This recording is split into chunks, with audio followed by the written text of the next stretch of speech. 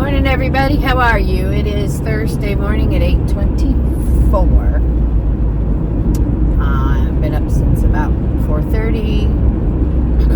Got my house clean, my animals taken care of,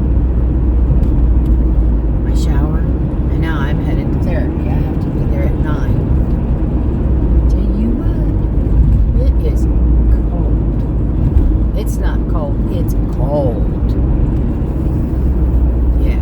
And I don't care what they say about this knee. It feels better when I put warm on it. Why is my phone dropping? Tell me it's going to keep doing that today. So yeah, it's cold, guys. It's very cold. I'm having a hard time getting adjusted this morning. So anyhow, I had a lady that made a comment on here about her husband's getting ready to do Social Security and she doesn't know where to start. I am no professional. I am not an insurance agent. I am not a nothing professional about anything, but I'll give you a few hints on what I did. This is my opinion and this is what I did. First of all, because I've been through it a lot, you know, they keep changing insurance. First thing you need to do is get a hold of all of his doctors, one of, you know, however many doctors he has, specialists in all of them, and find out what insurances they take. Make a list of what insurances they take.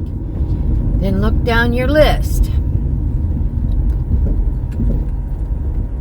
See which ones are most popular. And I don't know about his doctors, but my doctors, the sun's in my face, my doctors kind of give you a hint, you know, which ones they take most or whatever, but that's just on my end.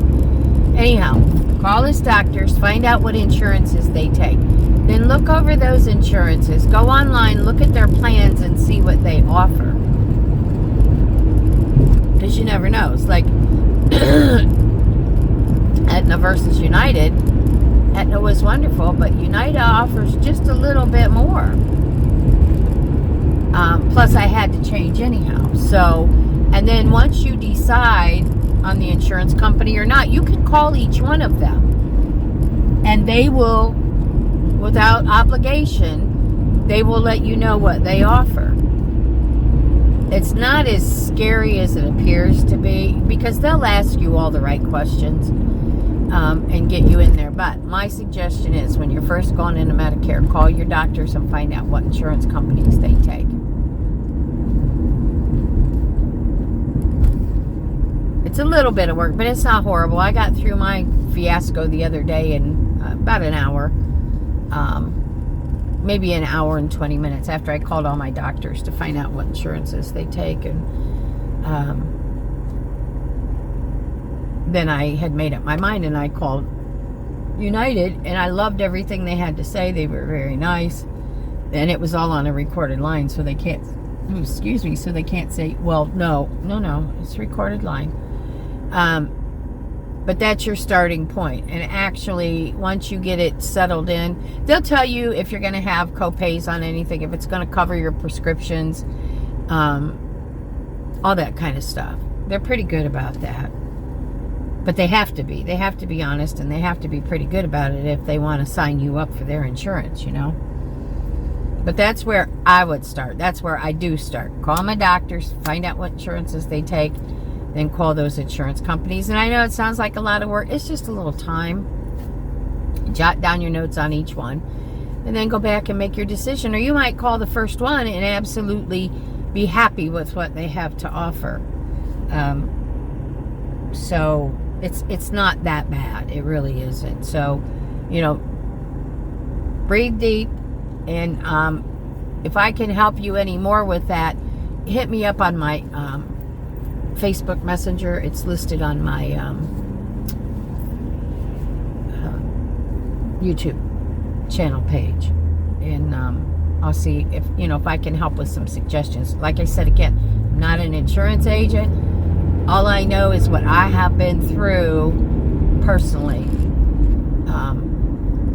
trying to get this done, and it really wasn't horrible. It just aggravates me, you know, because they change a lot, and they, you know, you might get one that you really like. I don't know, maybe United this year will drop my group of doctors, you know. You never know. That's what I've learned. That's the hardest part. You never know. You have to keep updated on what they're doing. But other than that, it wasn't so bad. Gosh, I wish I could be home curled up in my chair right now.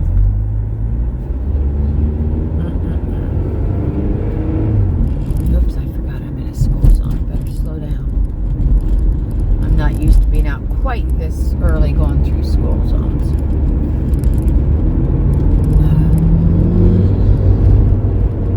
And this guy beside me wants to be a dickhead. I'm going to keep him right in there to be a dickhead too.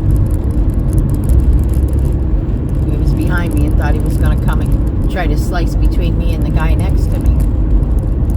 I'm going to keep him right where he belongs. Behind both of us.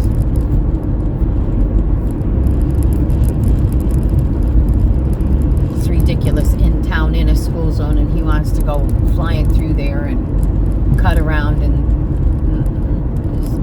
just stay right there. And that's just exactly how I feel about that. Have a nice day. And he's not even from here. He's got a Michigan tag on his car. Oh well. Shoot, that light didn't last long. I'm not going to stress over anything I can't handle, control, whatever, you know. Can't make a difference, so I'm not going to do it. Well, I'll be glad to get out of this sun in my face this morning. A lot of people, you know, Chris and I went out last night because I needed to get, you know, some cat food and a few things like that. And he wanted to take me to dinner, which, you know, I said okay, but I said it's a waste of money because I hadn't eaten all day. I didn't want to eat, you know, I just don't want to. But anyhow, I gave in and went with him. And what is it with these men in these little cars thinking they're so hot this morning? And they're not kids, they're older. Testosterone overload. Anyhow, so he wanted to go to the Chinese buffet where he could get his sushi and stuff, and well, it was good. I ate a couple shrimp, and what did I eat? I ate like 3 steamed shrimp, 2 coconut shrimp, and about 2 tablespoons, I guess, if I have to measure it, maybe 1/3 of a cup of vegetable no main noodles, you know, and a drink.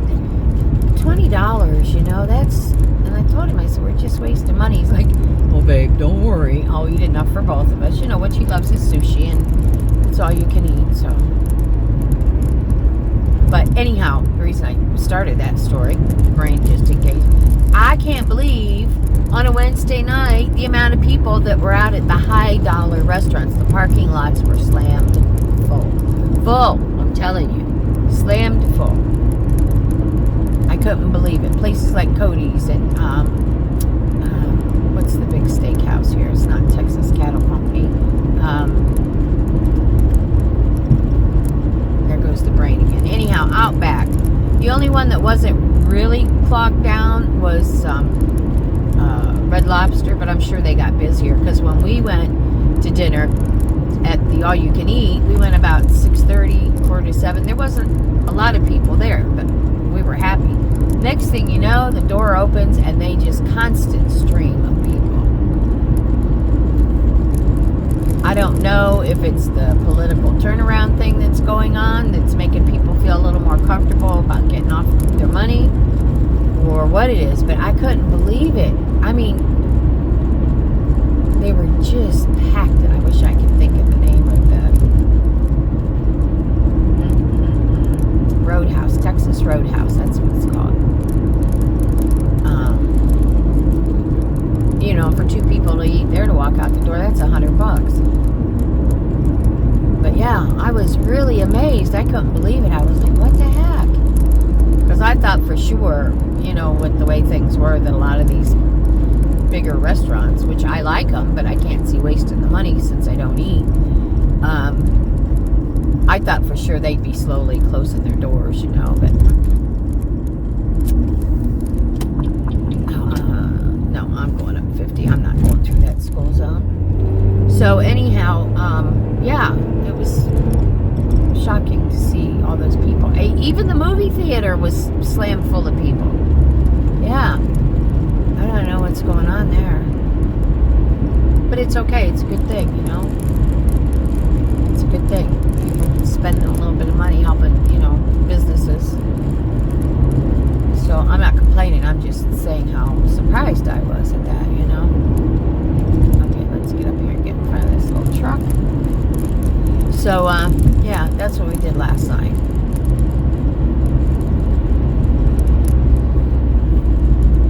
And today, well, this morning after I got all my housework done, I stuffed 3 pillows. Because my kids are each getting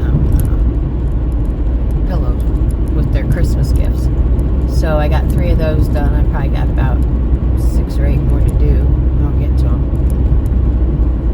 But when I go home after this and I get settled in, I'm going to make some baklava so I can come back and talk to y'all when I'm doing the baklava. I was going to make it last night, and by the time we got back from shopping and dinner, I just didn't have the energy. I slept most of yesterday. I don't know what's up with that. Maybe I'm just needed to sleep. But yeah, during the day, I never sleep during the day. So I don't know what that was all about. I probably could have went back to sleep this morning because last night was kind of it interrupted sleep all night, and I think it's because I slept during the day. But that's okay, you know. I woke up today. It's a beautiful day. It's a beautiful day. And y'all woke up too because y'all are listening to me. Yeah. So we're all good. We're all good. All right, guys, I'm getting up here to 50, and sometimes this traffic, especially this time of morning, is a little crazy. I'm going to hop off of here. I don't know if I'll be on when I get out of therapy, but if not, I'll be back when I get ready to make the baklava. All right, guys, thanks for stopping. I love y'all. Have a beautiful, beautiful morning. Do something for you. Please do something for you. You're so important. Push my buttons. I'll be back later. All right, guys, thanks.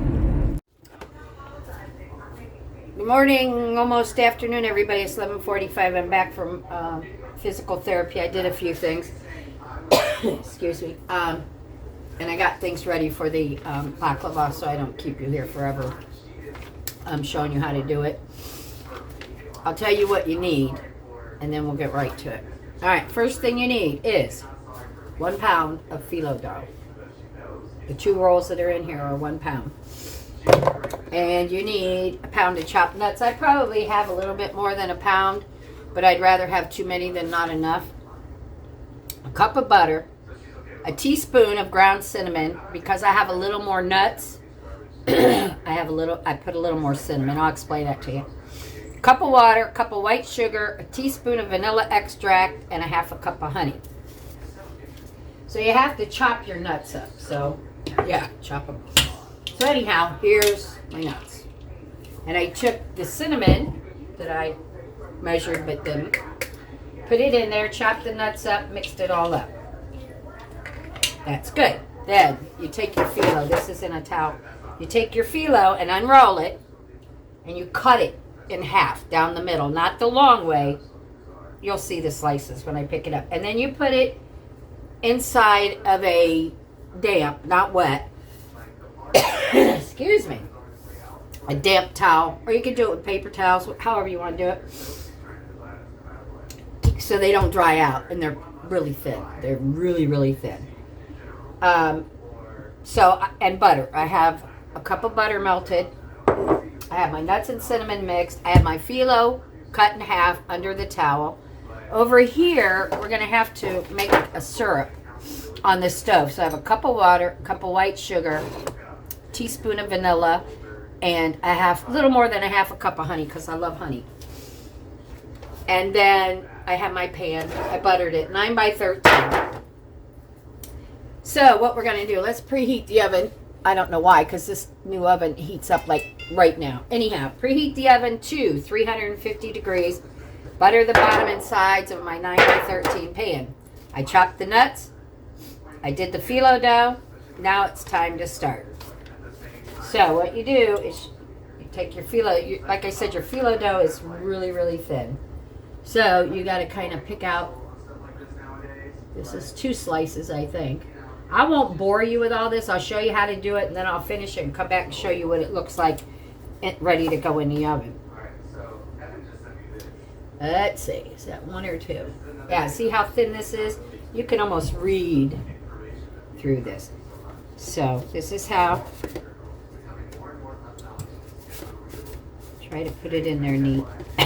See, sticks. Excuse me. And then, I think there you only put 1 layer. Yeah, I'm gonna put an extra, because I don't want it to not come out of the pan or to fall apart. Okay, so I've got 2 full sheets, 4 halves. You take your butter and you butter that phyllo dough carefully. You really can't butter it, you kind of just like pat it. So let's get this done. I'm gonna put that down. So I've got to hold my phyllo dough in place while I butter it, or it will move. So butter it nicely. The first set of dough pieces, phyllo dough, whatever you want, they're the ones that you got to be a little careful, even though it looks like I'm manhandling it, but I've done this a few times. So until you get it covered with butter so it stays in place, make sure if it's going up the sides you get that. I'm just going to butter it real good.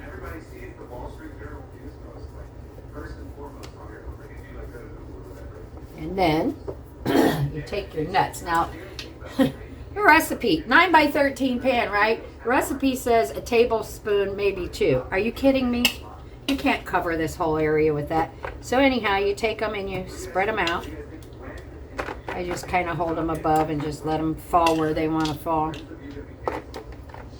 You want to get it good. You don't want them real thick, but you want a good coverage on that phyllo dough, you know? I'll show you after I get it on there. It doesn't have to be perfect. It doesn't have to be even, because your other rows, because we're going to build, your other rows will be different, so they'll fill in wherever you missed here. Okay, and since this is my bottom and I put 2 sets of phyllo, here, I'll show you. This is what that's the first row with the phyllo, the butter. Now I go back over here. This is the hardest part about this, is dealing with this dough because it is so thin. It really likes to tear a lot. So you have to be careful, and I always look to make sure, do I have 1 sheet, 2 sheets? Okay. So, and then we just repeat. We go back again. I think I'll butter them along the edges first. That'll make them stay in place.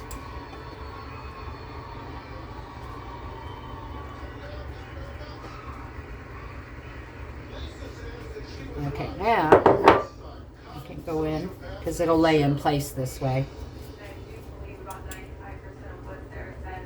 I'm using my handy little silicone.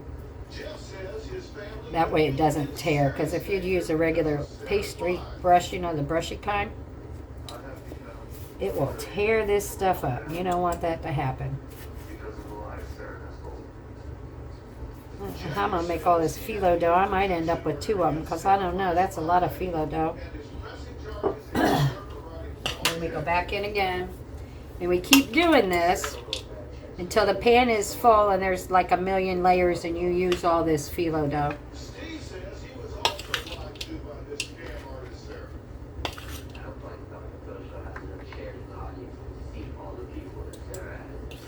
Some people, you know, like to put chocolate on top of it. I just like the flavor of the honey and the nuts together. Too much to add anything else in. you know, to decorate the top, but you can if you want. And here's row number 2. Now what I'm going to do is I'm going to go ahead and get this stacked in here. Then I'll come back and make the syrup and cut it and all that for you. But I just wanted to show you how you get started. And then I'll go over the recipe again. All right, guys, I'll be back. It's going to take me a few minutes. But I'll be back when I get this pan filled. All right, thanks for stopping. Push my buttons. Okay, y'all, I'm back for a minute. I'm going to show you. This is what I put nuts on top of mine. Some people don't, but you slice through it however you want. I just do mine in squares. It's not a big deal. All right, I'm going to put this in the oven at 350 for about 50 minutes. So it's what? 12:22. So 1:10, I'll check it. Now, while that's doing that, what I need to do is make the syrup. So I'm going to do it on this back burner. Excuse me. I don't know why I'm coughing so much. Got a dry throat. Let me grab a drink here real quick. Okay. Well, I turned on the front burner, so I guess I'll use it. All right, I got my trusty little pan. Let's see if I can tilt this down a little bit without breaking everything. Well, that's okay. And in my pan, they want me to water, cup of water, cup of sugar. And they want me to stir that. And I think this is wooden spoon kind of stuff, you know? So you got to stir that until the sugar's melted. Let me put these in the sink. Standing still like this, it's not good for the knee. Feels much better when I'm moving around a lot. So when I'm done here, I'm going to go out and cut the bushes. You know better than to wear black when you're cooking. So yeah, that's what I'm going to do when I'm done here. I got some along the front walk. New ones I just put in, I think this last summer. And they're starting to take off and go. And then I've got a big one on the side of the garage. So I told my grandson I'm going to cut them. And I'm going to leave him a pile of clippings to pick up. So he already did some raking in the backyard for me. So I don't even know if he left yet. He might have. Come on, stuff. Melt that sugar. I'm going to turn this heat up a little bit more to get this sugar melted. And then once the sugar is melted, I put in the vanilla and the honey. And then you let it simmer for about 20 minutes. Which is okay. It'll give the other stuff time to bake. And I had a few phyllo things left over, so I'm just going to go ahead and make another small one. And if I need more dough, I have more dough while I'm at it. That's what I'll do. Maybe I'm going to make another small one. I can get this going. That honey, I just want to stick my finger in that honey. It looks so, I love honey, good honey. I got, it's called Kennedy, pure raw honey. And that's all it is, pure honey. You can see some of the honeycomb in the bottom. Yeah. I could put honey in everything. Come on. Probably if I had it on the right size burner, it would probably. That's okay. I can do it here and I can lean on the countertop, you know.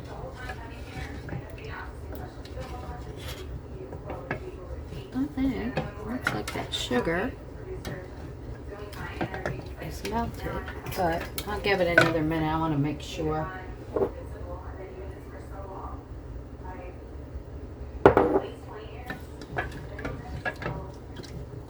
Vanilla in,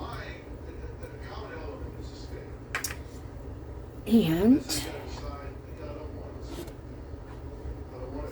get ready to put the honey in.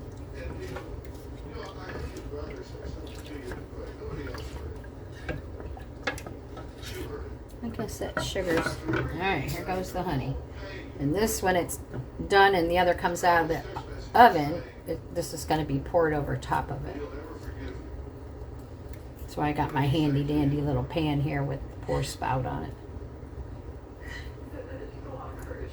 It's part of the, yeah, I can never remember his name. Wolfgang. Wolfgang Puck, I think. Yeah. I love these pans. They're real nice.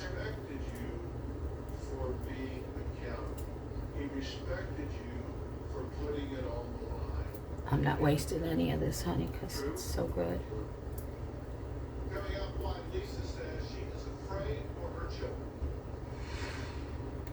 Alrighty then. I'm going to lick this.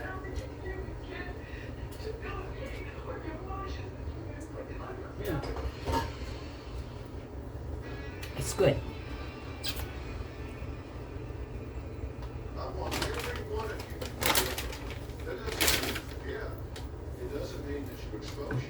I'm just not sure why they say 1 pound of chopped up walnuts, because I went through probably a good 1.5 pounds, if not more. But I like to know that I have walnuts in my baklava. You know, I'm not like gonna skimp. Let me adjust this a little bit so I can talk to you while I'm stirring this. So yeah, but you know what? Cook how you like it. You might make it by recipe the first time, and then you'll be like, oh, I could do this, I could do that. I mean, if you want to put clove in it, I know a lot of people like cloves. You could put a little bit of that. Cinnamon. I don't know what else I would put in it.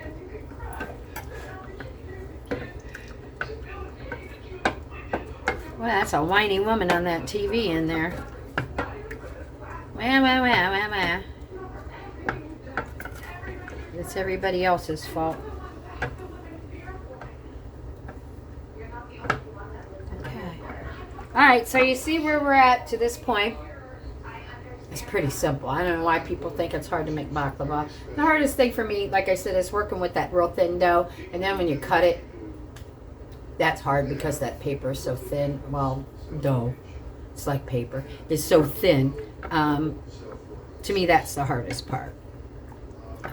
The rest of it's pretty easy. So, all right, I'm gonna hop off, and when it comes out of the oven, I'll show you what it looks like, and I'll show you what I do with this syrup that I'm making. All right, guys, I'll be back. Thanks for stopping. Push my buttons. Hey, y'all, I'm back. I went outside and trimmed some bushes and raked and used the leaf blower. That's why I look rough anyhow, but that's probably why I look so horrible. Anyhow, I came back to show you the finished product. Hold on a minute. Okay, there's the one with the nuts on top. And then here's 2 more smaller ones without the nuts on top. They look pretty good. I can't wait to taste them. So that's where we're at with that. I'm all done with those. I think I'll make some banana bread or something. I got some bananas I need to use up.